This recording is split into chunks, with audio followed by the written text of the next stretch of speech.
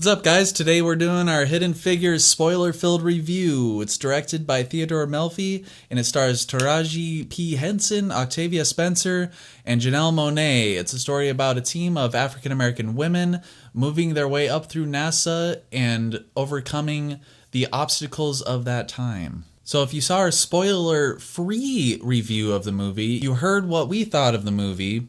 I thought it was pretty good. I thought it was phenomenal. I must see, nominated for 3 Oscars. Let's talk about the characters. What do you think of the characters? I enjoyed each of the characters individually.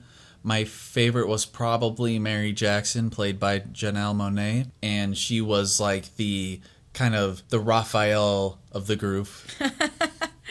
That's a Teenage Mutant Ninja Turtle reference. Yeah, so she was also my favorite character, although I do like the main character, Catherine Goebel. But I liked Mary Jackson's character too, and not to mention she is beautiful. So, yeah, and I actually just learned today that she is a musical artist. Yeah, I didn't know that either. Yeah. But I really liked her character, and in fact, I wish they would have shown more of her. I felt like her story got cut kind of short. They show her going to, getting accepted into the all-white college. Yeah, because she wants to be an engineer, and then she finds out that she can't be an engineer because she has to take these certain courses, and she can't take these certain courses because they're only offered at the all-white school. So she petitions the court and goes to the judge, try to get into these classes so that she can actually become an engineer. And I really enjoyed that story. I did too, and she does make it into, the judge does allow her to go to the night classes. And I love the part how since it's an all-white school, they don't have a colored section. And so she just sits in the front. Right. I love that. There's an open seat in the front, and she just goes and sits in the front with, all the confidence in the world. And I really like that part of the movie. Yeah, and everybody's, they don't know what to say because it's so weird. And it's not like they're hating on her or anything. It's just different. It's something that they're not used to, so they don't know what to do. Yeah. And she's like, where should I sit? There's no colored section. So the teacher's like, he doesn't really say anything, but so she's like, yeah, she just goes and sits in the front. Well, that's the interesting part of this movie is this was a time of segregation where they had, whites only and then colored only sections, all over the place. Yeah. However, and it is after the Brown versus Board of Education as well, too. But the interesting part of this movie is that the field that these women are working in are basically mostly white men. So they're not used to they don't even have colored sections at all. They don't have anything labeled. Like in most of the NASA campus. Yeah, and most of the whole NASA campus, they don't have colored restrooms. They don't have, the colored... What is there? Probably just the one building that's for their group? Yeah, so they aren't even used to segregation because there aren't any black people, let alone women, that they usually work with. So I thought that was interesting because now they need the brightest minds, and these black women have these bright minds, and so they're recruited to help, but there's no section for them, so they're forced basically to, these white men realize we have to treat them like they're one of us because we need them. Yeah, because if we don't, then it's going to be a detriment to our goals. Yeah, and I really like that part about it too. It's do you see how petty and small these issues are compared to what the big goal is? We need to get into space, and we need the brightest minds to do that. And Catherine Goebel's character is wasting 40 minutes twice a day just to walk half a mile to go to the bathroom. Yeah, and she runs that whole time, and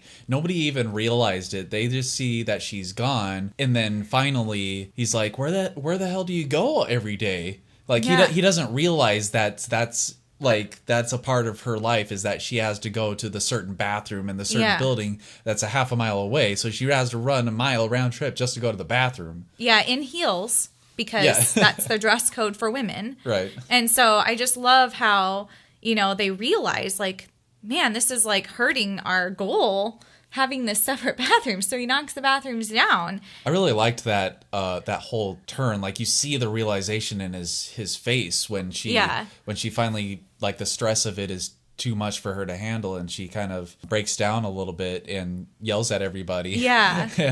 and the first thing he does is go and peels the sticker that says colored off of the coffee pot.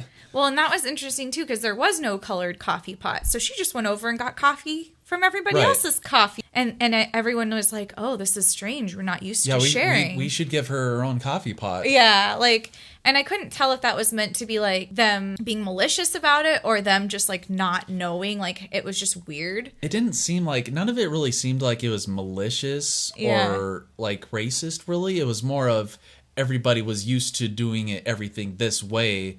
So they did her coffee pot. Of course, some of the characters, like, I forgot his name. Jim Parsons' character.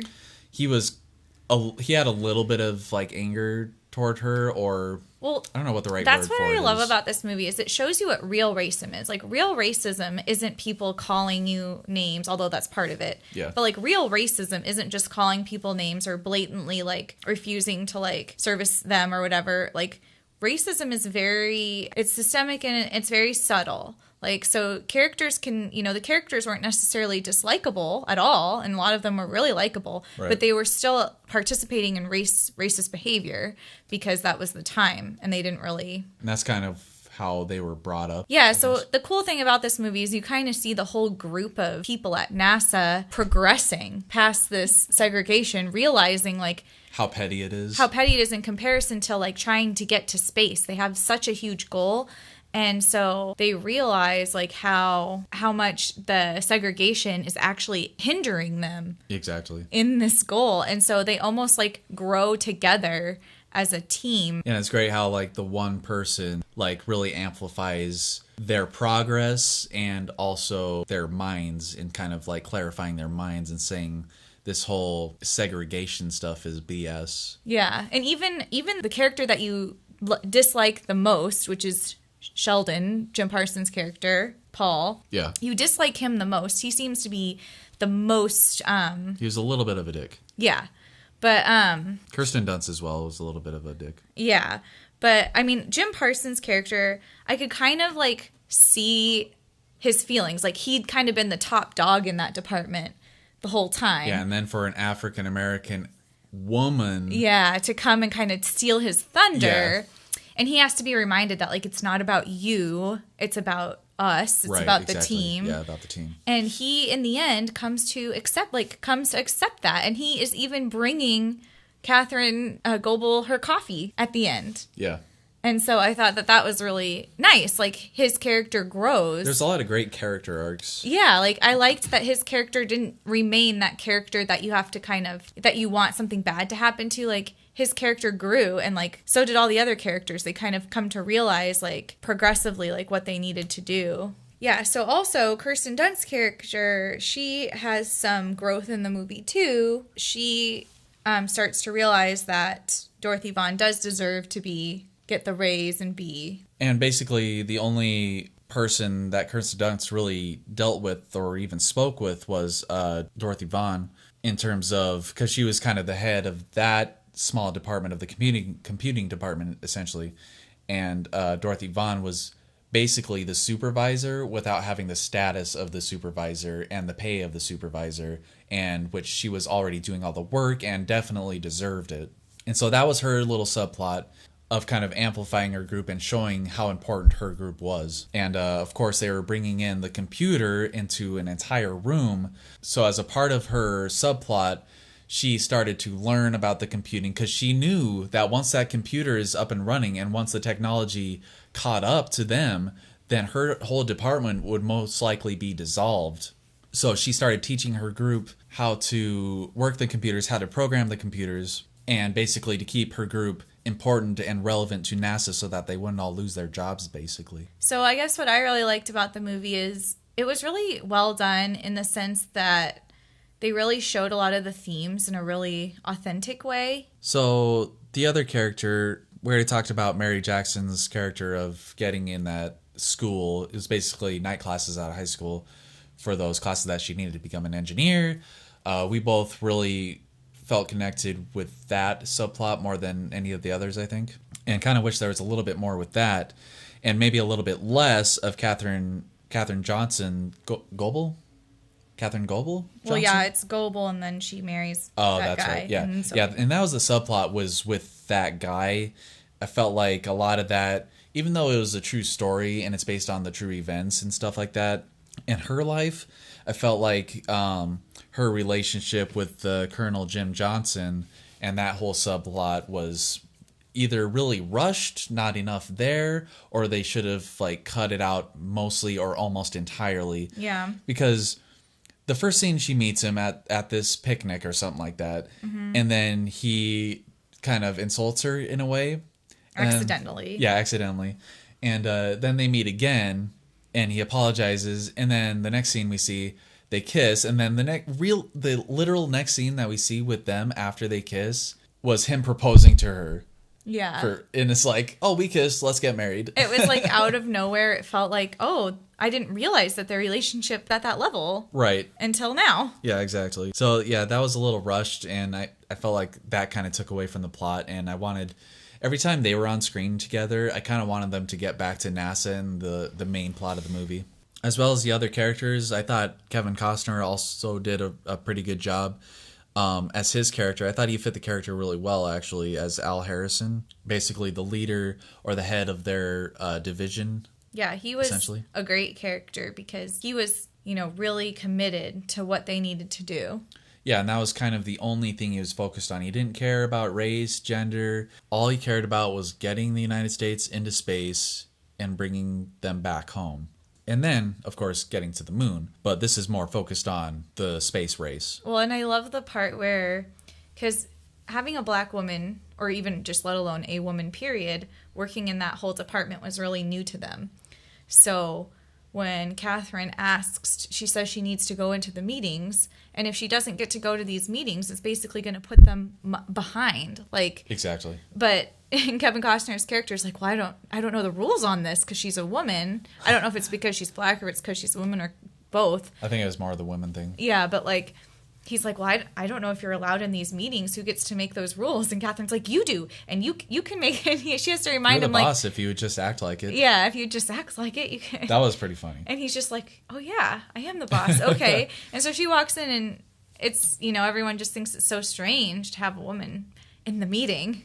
But then they all see how necessary it was. Exactly, yeah. Yeah, you would think it would be common sense, but because of her being a woman and them being the rules, put a detriment on their whole progress as a whole. Yeah, but it was just funny because there's a lot of firsts for them, and they just don't know how to react to it. And then they realize, oh, I guess it's not really a problem at all. So the number one complaint that I've heard about this movie, well, about people who haven't seen the movie, but they say that they aren't interested in it because it looks like a feminist movie inspiration, and they're not interested. Which it is in a way. Well, it kind of is, but I really felt like there weren't any scenes where it was like, I'm going to show up this white man. Yeah, I'll show him. I'll show him. Yeah, there weren't any scenes like that. It was mostly like, we need to solve this together, and if we're going to solve this together, we need to remove these obstacles from us. Yeah, exactly. We need to work together. We need to treat each other equally. So it was really more about them becoming a team, in my opinion, as opposed to oh, these women are going to show these men up. I'm being oppressed by this character, so yeah. I'm going to play a prank or make him a poop pie or something. Yeah, it wasn't really like that, and I liked that about it because it is an inspirational movie, but I think that it could inspire anyone, not just African American women, not just women in general. It's just all around a feel good movie for anyone. Yeah, especially when you see her running to the bathroom in the rain, a mile round trip. Kind of inspirational in a way because you see the lengths she's willing to go through to accomplish her individual goals on top of accomplishing the goals of NASA and getting the United States into space and bringing that astronaut back to the Earth. Yeah. Which was one of the main problems that they were encountering and one of the main obstacles as a part of that project that she contributed a lot to.